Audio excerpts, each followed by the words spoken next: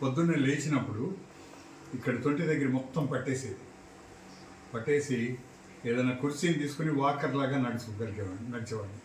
ఇక్కడ terrible pain అనమాట, తొంటి దగ్గర అసలు భరించలేమన్నమాట, అంత నొప్పి ఉండేది. కాలేజ్కి వచ్చినప్పుడు కూడా నేను అబ్జర్వ్ చేస్తాను. అవును, చాలా చాలా ఇదనమాట.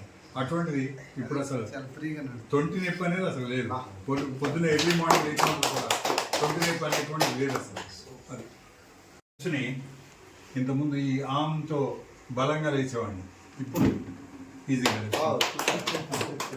తర్వాత నైట్ టైం 4 to 5 times వాష్రూమ్కి వెళ్ళేవాడిని. ఇప్పుడు ఒక పడుకున్న తర్వాత ఒక 4-5 hours తర్వాత వెళ్తున్నా, ఇక మళ్ళీ ఎర్లీ మార్నింగ్.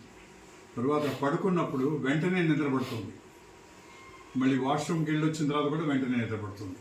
మామూలుగా అంతకుముందు అయితే అటు ఇటు కొట్టుకునేవాడు అనమాట, పొర్రటం అయితే నిద్రపట్టేది కాదు. ఇప్పుడు ఆ ప్రాబ్లం లేదు. ఎన్ని అవర్స్ నిద్రపోతున్నారు? అబౌట్ 6 hours పైనే. అంతకుముందు 4 hours ఉండేది, ఇప్పుడు 6 hours వెళ్ళింది. ఇంకా కొద్ది రోజులు పోతే 8 hours అవుతుంది అనుకుంటున్నాను. Good sleep. Good sleep, deep sleep. తర్వాత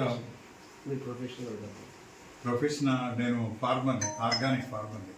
అంతకుముందేమో ఎయిర్ ఫోర్స్లో పనిచేశాను, వింగ్ కమాండర్గా రిటైర్ అయ్యాను.